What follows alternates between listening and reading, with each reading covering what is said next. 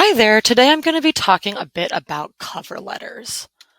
So, to start, what is a cover letter? Cover letters supplement your resume by providing a more in depth description of your key qualifications. Cover letters give you an opportunity to explain your interest in that company and why you're applying for that position.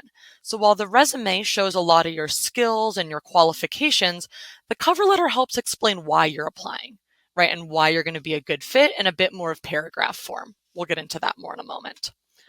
You get to elaborate on your qualifications that you had listed on your resume that show why you're a great fit for the role. And you can kind of help convince an employer to interview you for that role. Even if your resume is less competitive, maybe you don't meet all the qualifications they're looking for, lean into the ones that you do have, talk about your qualifications, and really show them why this job would make sense for you. Cover letters follow a typical kind of business letter format. We start at the top with what I call the formalities. We're going to have your contact information, the date, the company name, and the company address. And then we're going to have a greeting. I'll show you what all this looks like in a moment, but then you're going to start with a greeting. I recommend something pretty gender neutral and safe, like Dear Hiring Manager or Dear T-Mobile or wherever you're applying. Then you'll have an opening paragraph. This doesn't have to be too long, but you want to kind of hook them a little bit. Tell them a bit about yourself and why you're applying, the role you're applying for, and why you're a great candidate. You'll go into more detail in the next paragraphs. Then you'll have typically one or two body paragraphs that add more detail on your key skills, abilities, and experiences. So maybe in your resume, you talk about your education or you talk about a specific work experience. Here in the cover letter, might add more detail. You're going to add more detail about that experience and then how what you learned or what you did connects to the role you're applying for. How does that make you a great fit for what you're applying for? And then you'll have a closing paragraph that involves thanking them for their consideration and a signature at the bottom. So here's an example. This person at the top has their name and their contact information. We recommend having this in the same format as your resume for consistency. Then they have the date. This person has the hiring manager's name. If you know the hiring manager's name, then that's great. But if you don't, you can just put Dear Hiring Manager. And they put the company's name and their mailing address. And it's nice and spaced out. Try to follow this similar formatting if you can.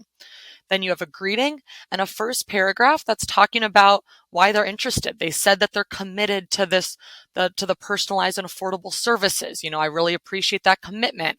I see that my skills I developed combined with my work experience have prepared me well. And then naturally someone would think, okay, tell me more. So then you go into the next paragraphs. On their resume, they had probably talked about being an accounting student, but now they talk more about the skills and abilities they acquired that are going to make them successful in the internship. So you need to look closely at the job posting you're applying to be able to say why you're a great fit, how you align with those skills and key qualifications that they're looking for. They also add on to their education a bit about experience, right? And you can provide a bit more context and detail. Maybe you have an example of something in there as well.